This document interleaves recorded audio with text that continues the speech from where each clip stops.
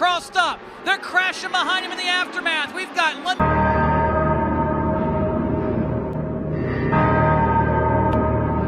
Good morning, everybody. My name is Nate Morris, and I'd like to welcome you back to another video. Today, we're back at Charlotte Motor Speedway for rounds number 5 and 6 of the Summer Shootout. This is our final doubleheader of the series, and so I feel like this is a really good opportunity to go out and learn some things and hopefully make some good improvements. We've got qualifying and a race on Monday, and then we come back on Tuesday for practice qualifying and a race. On Monday, I fired off really well in qualifying. I went out and ran a 17:55, which is by far my best qualifying run. My best previous run was a 17:62 last week. So it felt good to come out, and the first laps on the track were a lot quicker than what I've run before. Unfortunately, that was only good enough for 18th, as it seems that the times are faster this week for some reason, but that's still in the show. So I'm very happy to be straight in the feature, just go out and focus on trying to move forward. Hopefully we can get into that top 10. That is my goal, is to get a top 10 in this series, but we're just going to have to see how that goes. I hope y'all enjoyed today's video, and let's get into it.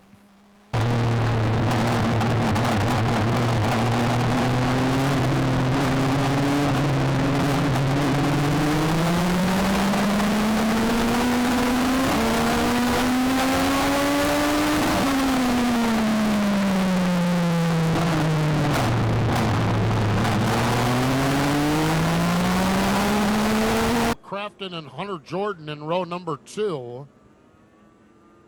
Isaac Kitzmiller and Brody Gunter, row number 3. Here we come into turn number 3. Gassing him up off turn number 4. Green lights are on. And Dylan Faulkner gets the advantage. McConaughey right there in the second spot. Crafton gives McConaughey a shot in the shorts as they roll off turn number 2. Well, a little bit of squeeze play there on the exit of turn number 2. Everybody got away scot-free for now. But up front, Dylan Faulkner setting the pace, but not for long. Here comes Hunter Jordan down to the bottom, straddling that new dive bomb line in turn number 1. Oh, and Jordan gets it crossed up. They're crashing behind him in the aftermath. We've got London McKenzie up in the air. Nate Morris in the infield. And parts and pieces everywhere. Todd McCollum's not going to be very happy about that one. 2 of his cars wiped out, and we are under caution. Yeah, Brody Gunter has the front end tore right off that car. He was last week's feature winner here at America's Home for Racing. So red flag is out. We've got cars everywhere. There's the Nate Morris car right in the middle of the infield. Look at that. The right rear is gone. It's just all sheared off. The left front of the Brody Gunter car in the middle of the backstretch is gone. There, you see that just sitting down on the frame. And the car that was flying through the air is London McKenzie. He did make it to the work area, so McKenzie is in the work area. But a lot of wounded race cars here in the early going, and Brody Gunter climbs out. Here's the replay. Watch this. It started way up there in front, Steve. Hunter Jordan got crossed up. Everything else was a chain reaction. Oh, look at this. McKenzie up in the air, Nate Morris up in the air. Yowzers.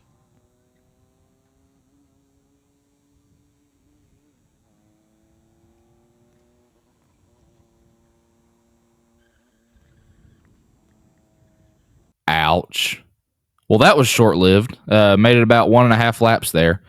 I mean, this was a wreck fest right from the get-go. We had a wreck in turn 1 there, and I was able to miss that one. And then we go off the restart and get wiped out in that wreck. That's very frustrating, very unfortunate. I mean, I don't know that I had anywhere to go, and I really didn't have anywhere to go. The only place I had that was open was the bottom, and as soon as I got committed to the bottom line, that car just shot across the track, and I had nowhere to go. Turns out the steering on the 01 car was broke and locked to the left, and so he just had nowhere to go except come across the track. But by the time he started moving across the track, I had nowhere else to go. I had already committed to the bottom there, and that was a heavy hit. I mean, that's very disappointing, you know. I wish I could have made a move earlier, but I could not see them until the 95 car went up in the air. I just couldn't see that it was a wreck. You know, they were bumping each other, and they were together up almost at the concrete pit boxes up at the wall there. And all of a sudden, the 95 goes up in the air, and I was already pretty much at the grass and did everything I could to avoid it and just got wiped out. So that's frustrating. You know, we I was on a roll too. You know, the first lap wreck helped me out a lot, made up a number of positions, got up to 13th, and then made that awesome 3-wide move down into turn 1 and picked up another 2 or 3 spots. So I was up into the top 10 right when that happened. And I mean, I've seen people get together before and there not be a caution. So if those two get together, that's another 2 spots if I'm able to make it by. And so I'm solidly in the top 10, especially if no caution comes out. Obviously, if a caution comes out, we revert to the last lap. So I would lose 3 positions, but I would have gained another 2. So I would have been 10th or 11th on that one if I'd been able to make it through. But unfortunately, our day is done. I wish I could show you all the front camera view, but unfortunately, under the red flag for the first incident, the camera ran out of memory, and so it shut down and didn't catch the wreck. But I mean, these other camera views show it pretty good. It was just a really crazy wreck and just an unfortunate circumstance for me to be in there. You know, all the cars in front made it through, and if I'd been a split second faster, I might have made it through. But, you know, if I'm a split second slower, I might end up in my door. I don't know. So just a very rough circumstance to be in right there and, you know, ends our race. So we'll come back tomorrow and we'll try this again.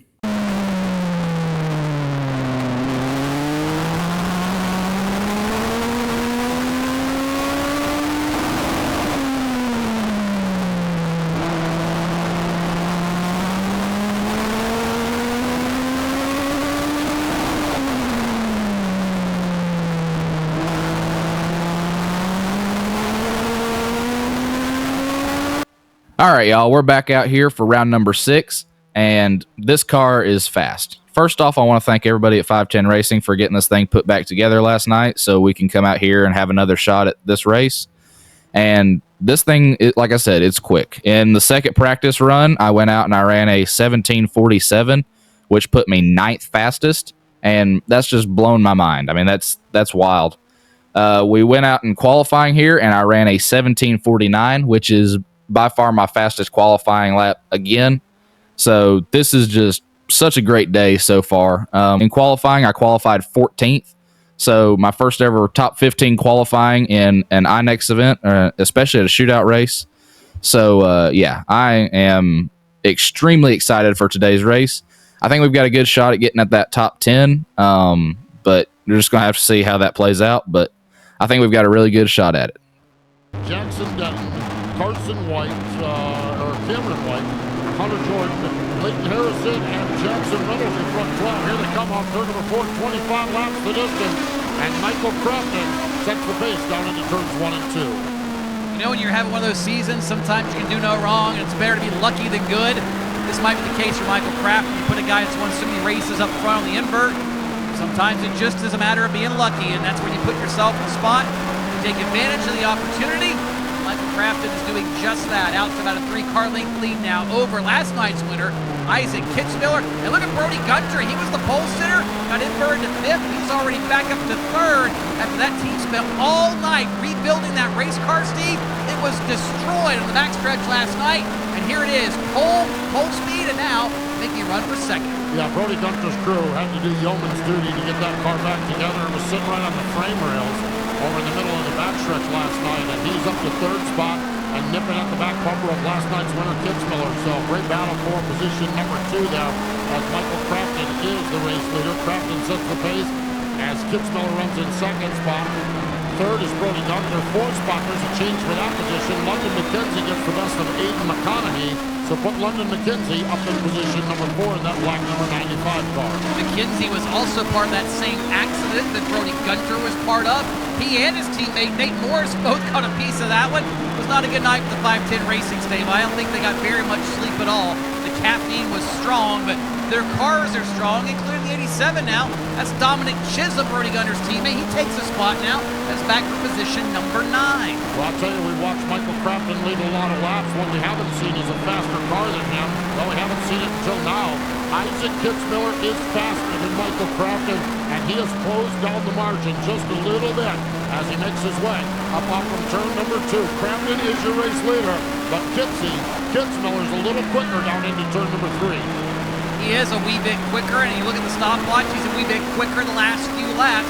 Not a lot, but a little bit. The one to keep an eye on, however, is immediately behind them, and that is Brody Gunter. It was a two-car tango. There's three of them now in the middle of that one yet again. Gunter fast. He's trying to figure out how to get to and around both those drivers as it's becoming a 3 and soon maybe a 4 or 5 car fight here in front of this field. Now watch the lap times, and lap after lap, Isaac Kitzmiller was faster, mentioned it, and lap after lap, Michael Crafton is a little bit faster now. So Crafton certainly has that car figured out and is really rolling well. The driver out of Tennessee is up here setting the pace. Crafton is the leader. Kitzmiller runs in second spot. Brody Gunter runs in third. London McKenzie and Aiden McConaughey are front five. Front five with a little bit of breakaway here and a little bit of space between them all as they make their way around. This time by 10 laps of this 25-lap feature have been completed. A little bit further back, there's Alex Reeling in the 42 trying to take a position. Looks like he will get that. That'll be for position number 13 to get towards the middle of the field. But up front, that's where some of the best racing is. And that's where Isaac Kitzmiller is still stalking Michael Crafton for the race lead off turn number 4. Now they put a little distance between themselves and Brody Gunter. It seems like as Crafton and Kitzmiller really get into this, they continue to focus and somehow continue to put the laps down even faster as behind them McKenzie now gets, London McKenzie gets by Brody Gunter. Yeah, McKenzie gets by Gunter, now slides up the racetrack. Brody Gunter going to look to the low side down into turns 1 and 2. McKenzie on the high side, Gunter down low. Aiden McConaughey right there off the back bumper. Look at his chops in that number 71 car as we continue on here now, making their way up off from turn number 4. The semi-pro drivers putting on a show here at the front of the field. It's Michael Crafton. He continues to lead, but Isaac Kitzmiller again right off the back bumper. Yeah, watching this battle for third as well, Steve, you got to remember, some of these drivers, in the case of Brody Gunter, just came out of Young Lions a year or 2 ago. Brody's still a teenager, still learning about these race cars, even with years of experience now. And part of what happens, you start to get distracted. You start to try to chase down those leaders, and you're not able to do what you think you are. You try something different, it doesn't work, or you get frustrated and you start to miss your marks. And that's how you fall into the clutches of those behind you, like Aiden McConaughey and London McKenzie. So there's a lot going on. It might not look like it sometimes. It's not just as easy as, a guy messed up. There's a lot of mental fatigue that can happen even in a short race like this. Race for the lead into turn number 3. Isaac Kitzmiller goes to the low side of Michael Crafton, and that is going to be negated as Dominic Chisholm's the wrong way around. In turn number 2, and man, Kitsy extinguished. Michael Crafton, Brody Gunter on the front row, pace car, scampers out of harm's way, here they come, side by side, right up the line, and Crafton gets a half a car length advantage. Gunter gonna wheel it in on the high side. Isaac Kitzmiller down low, challenging for that second spot. Yeah, I thought Gunter might have been able to slide in ahead of Kitzmiller. He has not. Now he's in danger of losing third spot to London McKenzie. Remember, Gunter was third before the choose. This may be a net loss as they cross the stripe. Gunter gonna fall back to fourth, looks like behind behind London McKenzie. And now they're all gonna go after Isaac Kitzmiller. Just moments ago, racing for the lead.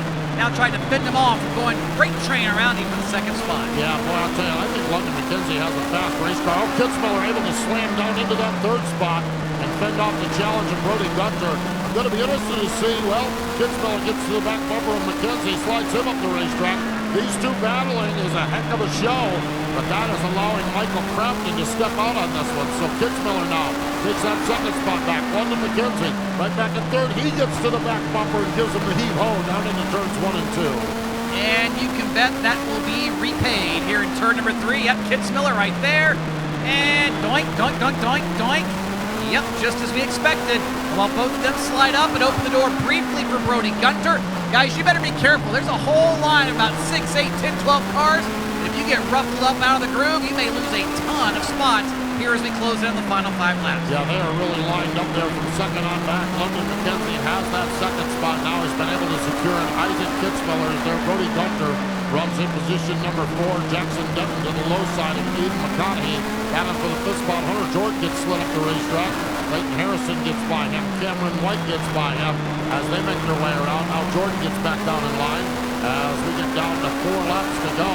As we're down to 1 mile to go. Dylan Faulkner, he goes around but gets way out of harm's way. Puts it in R for race. And we're caution. The BP Racing Legends car semi-pros.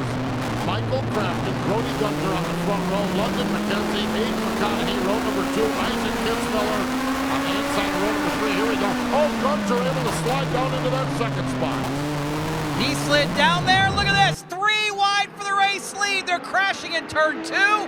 McKenzie to the bottom. Gunter is the meat in the sandwich. They get through turns 3 and 4. We will stay green. The Nate Morris car is down on the turf, so we'll complete the lap. New leader, London McKenzie in turn 1. London McKenzie was leading last week. Yellow flag is out. That lap going to count. London McKenzie is the leader. London McKenzie was leading last Tuesday night, setting the pace, got to the white flag lap, and got muscled out of the way. And we'll see what happens if London By McKenzie, Brody Gunter, By I might Brody add. Gunter, Yes. yeah, that's right. And we'll see if London McKenzie can hang on this one. Nate Morris watching the replay here on the big screen. And Dominic Chisholm down there in, well, just really it was a chain reaction thing. The driver in front of him was smoking the tires. Risley was smoking the tires, and Nate Morris, Dominic Chisholm is involved, and oh, what a mess. Watch this, right in the middle of the screen. That red and white car smoked the tires, and the chain reaction was on after that. I think we call that, the technical term is a stack up. Yeah. London McKenzie. And the pace car gets out of harm's way. Michael Kraft and McKenzie gasses it up between turns 3 and 4. Green lights are on as McKenzie sets the pace down into 1 and 2. Brody Gunter gets through on the inside the second spot. McKenzie able to squirt out a half a car length, a full car length now, as Brody Gunter charges into turn number 3. Kitzmiller and Crafton side by side for the third spot. 2 laps to go, and I feel like I'm seeing a replay of 168 hours back. Last Tuesday night, with this point in the race, it was London McKenzie and Brody Gunter for the race win. Here we are in round number 6, and it's London McKenzie and Brody Gunter for the race win. Off of turn number 4, white flag is in the air, and again, McKenzie is the leader. Gunter is behind him. Does he execute another bump and run? He gets to the back bumper off turn number 2. McKenzie able to step out by a car length into turn number 3. Brody Gunter sails it off in there, not able to get to London McKenzie's back bumper. Here he is. Off turn number 4, fist pumping out the window. London McKenzie is a winner here in Charlotte. Picking up the victory in the VP Racing Legends Car Semi-Pro feature. McKenzie gets the win. Brody Gunter is second. Isaac Kitzmiller is... All right, y'all, that's all for today. Unfortunate end to the race there. Just got spun out and didn't have a chance to come back really with the 3-lap shootout. Finished dead last, which is, not thrilling, but it happens. We'll come back next week and hopefully get some better finishes. But overall, this week was great for us. Qualified great, practiced great, and the first race I think would have been really good for us if we hadn't got wiped out. But yeah, it is what it is on that. We ran 15th to 17th in the second race, so we weren't the fastest car in the world by any stretch, and mainly with that, I just have to work on my consistency with my lap times and getting my lap times down a little bit.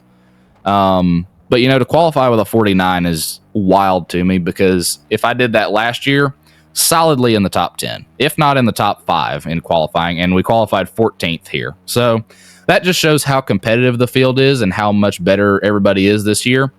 And this is tough. We're getting there, and I'm thrilled that we're showing speed in qualifying, because I could hit 40s in practices later in the day, the last couple of weeks. But I talked about in last week's video about how I need to show some speed in qualifying.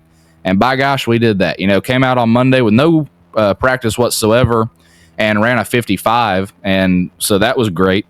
But then to run a 49 in qualifying is insane to me. So very excited with where we're at right now, especially going into next week. I think next week we can get even better and hopefully, just continue to make progress.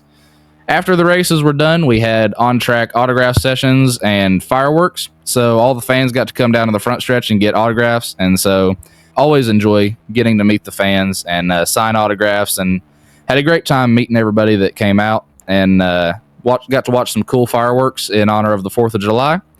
I hope y'all enjoyed today's video. Thank y'all for watching, and I'll see y'all in the next one.